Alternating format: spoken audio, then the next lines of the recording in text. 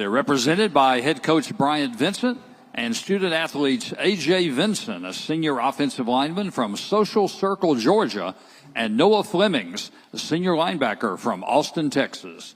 We'll begin with opening statement from Coach Vinson, and then we'll take questions for both Coach and the student athletes. Coach? Good afternoon. I'm honored to be sitting here in front of you, standing here in front of you as the head football coach at ULM. You know, I've got a lot of pride and a lot of passion about that university and even Northeast Louisiana. I want to thank the Sun Belt for putting on a first-class event. This is my third year here, and every year it's impressive.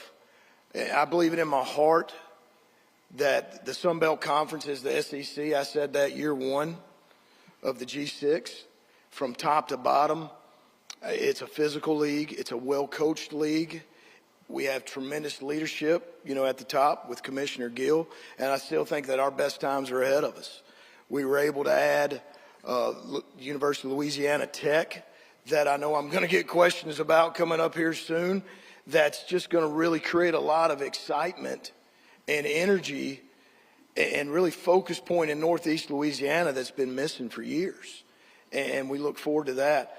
I want to recognize our president, President Carrie Castile, who has made unbelievable change, positive change, her energy, her leadership. People talk about, hey, winning championships, players and coaches. It starts at the top. If you are truly going to do special things, it starts at the top, and we've got that leader in President Castile. Also, my athletic director that is here today, S.J. Toohey, who has done a tremendous job in really 6 months from really aligning things where we're going to take this program in university. Have the honor to really be standing up here with these two players that really exemplify everything that we stand for. We've got Noah Flemming, who's a returning senior inside linebacker that is just, if you talk about consistency, he's the same guy every day. And then A.J. Vinson, who is our starting right tackle, who made the decision to also return for us to continue this mission of rebuilding this program. It's not easy.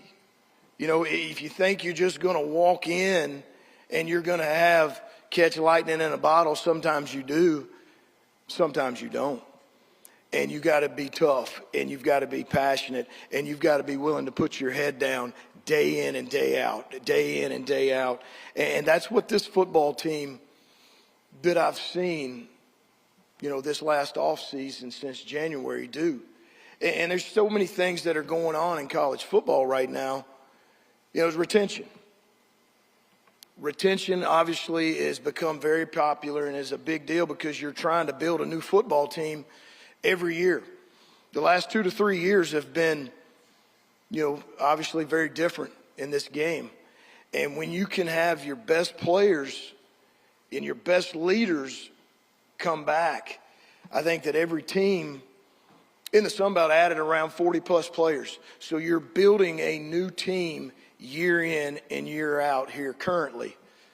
So to speed up that process, that retention, and when you've got, a guy like Jabari Tiller, a guy like Noah Flemmings, a guy like A.J. Vinson, a guy like Kaleem Croswell, Marcus Ross, Kelby Holmes, Carl Fontroy, you can go on and on and on, Aiden Armenta, J.P. Coulter, Nick Trujillo. When those guys are your core foundation, when you're putting a team together and they've been through these wars and these tough times that we've been through, they can bring those scars. They can bring those scars with them because they went through it. Those other 43 guys, they don't know, how the ULL game played out. They don't know how the Troy game played out. They didn't get burned. They didn't go through those tough times. And it's something we've said from day one, is that tough times don't last, but tough people do. And we live in a tough town, man. I've been around a lot of towns throughout my career. And Monroe, Louisiana, and really Northeast Louisiana, the people are just special. They're real, they're genuine, they're blue collar, they roll their sleeves up, they want to get down and go to work, and they're hungry for success. And we've taken a lot of necessary steps but we still got a lot more to take, and that's what it is. But I'm proud to represent this university. This university in this town means something to me personally, my family, and how we continue to build this program and resurrect it and really continue that revival. Open to questions. We'll now take questions for Coach and for our student athletes. If you have a question, please raise your hand and we'll get a microphone to you. Please give us your name and affiliation. And those of you joining us on Zoom, please type in your questions. We'll read them here in the room. Dusty Thibodeau with Warhawk Report. Coach, you mentioned AD SJ Tui being on the job for 6 months, but 6 months ago, you were AD, OC, head coach, head of concessions, probably everything else under the sun. Is that something that if something were to happen to him that you would want to go through that endeavor again? And what was kind of your big lesson from that stretch? You know, everything that you go through is for a reason. And I still remember meeting with President Castile on this. And if this was a pit stop for me and my family, no way. No way. You know, I think I've got a lot of respect for every athletic director in this conference and in America, without a doubt. And head coach is a deal too. An offensive coordinator is something that I've always loved and always done. But, you know, when you sit back and you really looked at it, and if you really want to build this university and you want to build this program, it's not just about football. It's about everybody. It's about everybody. And I felt like sometimes, and I mean this, maybe we needed to lose the battle to win the war. And I took a lot of pride in being the interim athletic director last fall, built great relationships with every head coach that we've got. And I think, again, like I said, everything you go through is for a reason, but the relationships that we formed, you know, with Scotty in women's basketball, Ford in baseball, Molly in softball, you know, now to Anthony in soccer, we've got a true group that cares about each other, supports each other at the games, and you see it. You know, you've got to start it. You've got to get that spark to get that flame, and then that flame to get that fire. And we started to see that, and it started spreading all over campus. So now, you know, you can feel that community within that university, and everybody's fighting together. Everybody's pulling the same direction. We have the same mindset. We have the same mentality. And, you know, it was something that needed to be done. If I had to do it again, I would do it again. But I was very excited to meet our new athletic director, SJ Tui. I think it was in December, and welcome him, you know, he's been here 6 months and he's done a tremendous job.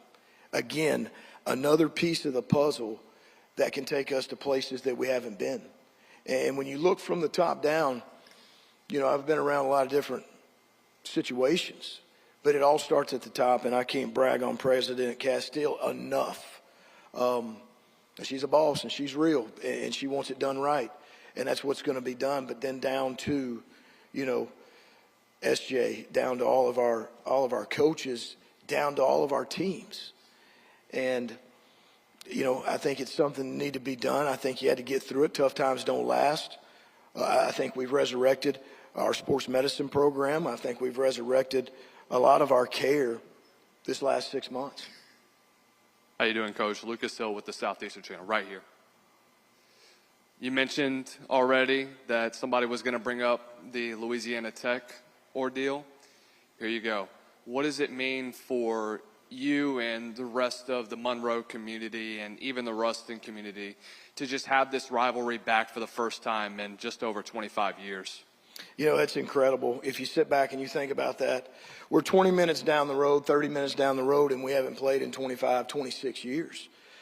And from the very first day that I stepped on campus, the very first day, I've heard La Tech, and the rivalry and how big the games were and the crowds and just the electricity and the passion. I mean, if you're a college football fan and we care about this game and we're trying to build our universities, this game has to be played. We're right down the street. You know, they've got a first-class program. There's a lot of history.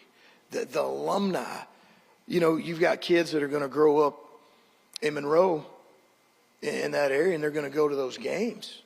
They're going to sit there and they're going to look at that crowd, and there's going to be 30,000. It's going to be packed. Isn't that what college football is supposed to be about? And now we get to renew it. You know, I'm very excited to have it at home the first year. But just what that's going to mean to Northeast Louisiana and both, you know, universities, you can't put a price tag on it. And I think it is, I'm excited to be a part of it because it's going to go back down in history. Hey, that was the first time in 25 years that they started the renewal of the rivalry. And as a player and a coach, you want to be in that game. So I think it's going to do nothing but be first class. It's going to be excellent. It's going to get both communities, you know, a charge that I think is needed. Coach, a follow-up from earlier, Colin McDonald from Sports Talk 97.7 with the Nick Brown Show. You talked about having the AD role last year for 4 months. Also, how did 20-plus injuries and losing both kickers early in the season affect the rest of the year as well? You know, when you're going through what we go through and you're doing what you do, and I'm talking about we're taking a program out of the ashes. We've been burned out of the ashes and lifting it up day by day, brick by brick. Knew it was going to be tough, wanted it. Some people, they run from it, and some people crave that challenge, and you're willing to go through those tough, brutal times. I tell you what, man, last year it was bone-crushing to me, and it was soul-crushing to me at times, you know, and tough because of how things played out. And I believe that God has a plan, and I mean this. Everything we go through is for a reason.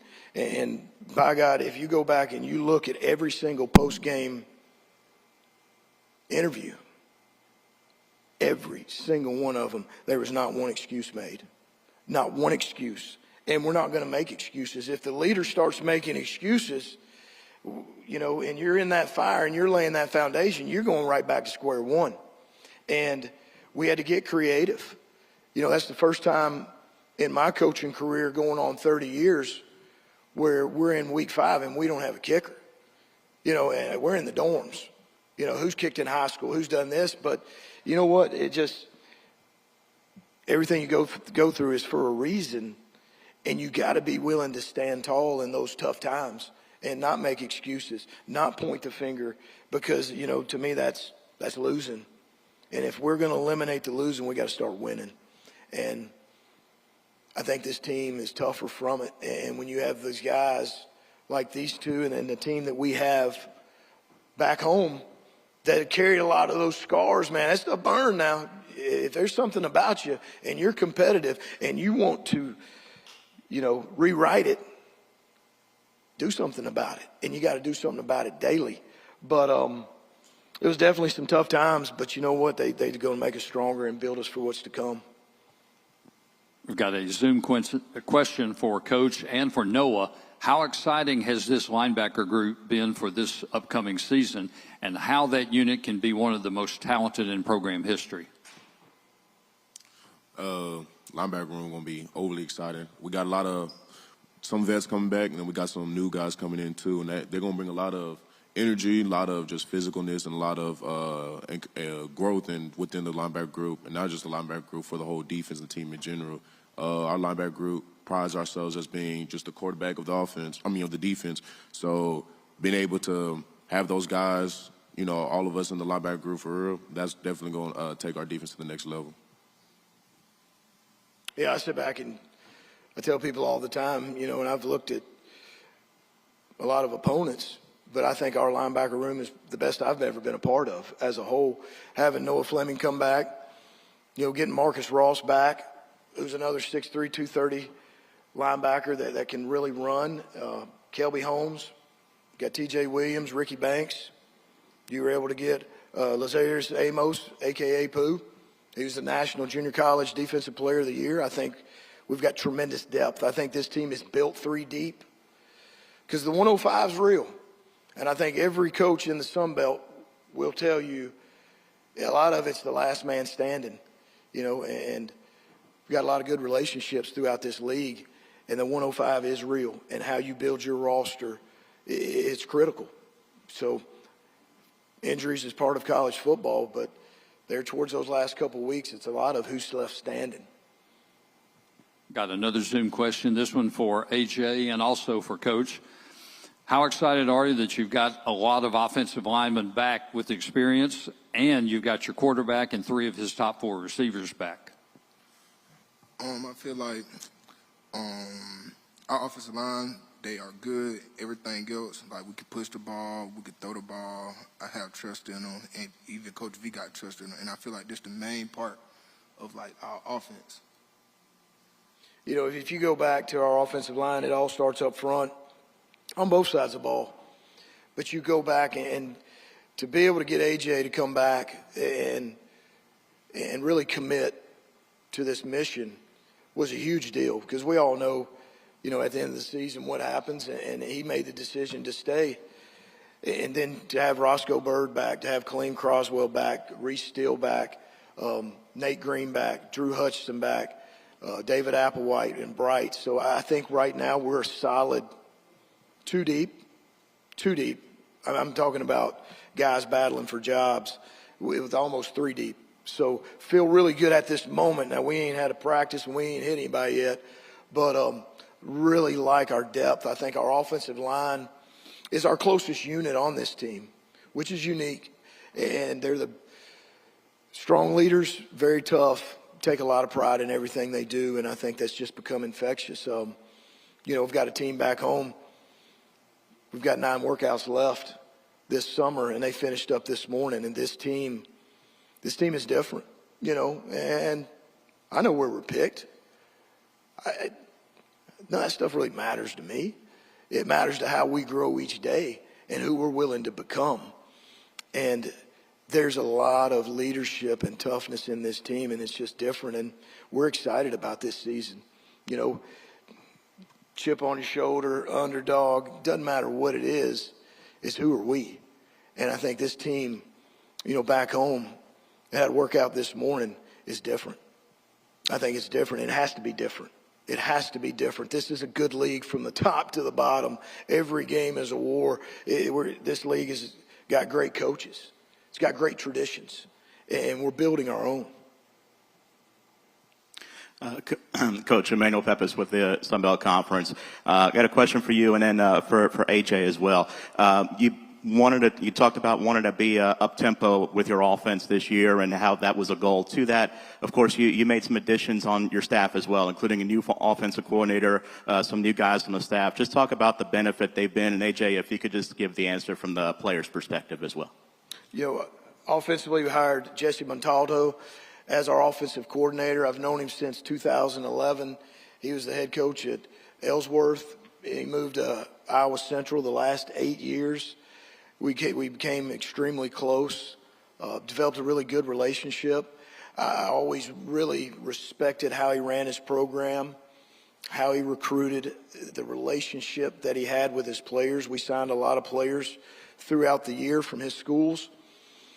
And he's just had the things that we wanted to do, and it's about trust. Trust and loyalty in this business is such a big deal, and that's the guy that's talking to your offense. That is the leader of the offense. So for the first time, probably since I was 23 years old, I'm not going to call the plays this fall. He's the offensive coordinator, and he's the play caller, but he's the right guy for the job.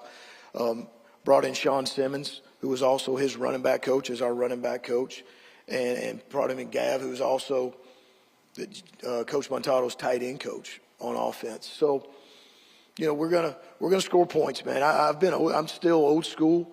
I believe in complementary football. Don't turn it over. Control the time of possession. Play great defense. Win the kicking game, and beat them in the end. And won a lot of championships. Won 4 championships doing that. But now make the decision. We've got to have more production in the passing game. We've got to have more explosives in the passing game. I think that, you go back to last year, losing Nick, Trujillo, and Buck, that last scrimmage of fall camp really put a damper right there on really 2 of our starters at the time. but we're going to play fast. We're going to score points. We're still going to, you got to be great in situational football, but we're going to press the edge on it and go see, as many points as we can score, but also with strategy on the situation of the game.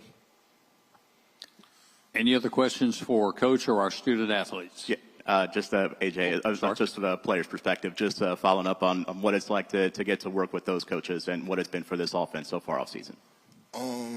As what Coach V was saying, but as an offensive line, we know that we're going to be running the tempo, so we most likely going to stay in shape every day.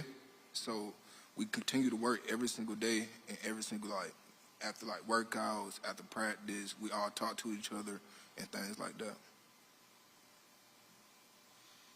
Any other questions for Coach or our student athletes? If not, Coach, guys, we appreciate you being here. Good luck this season. Thank you. Go Warhawks.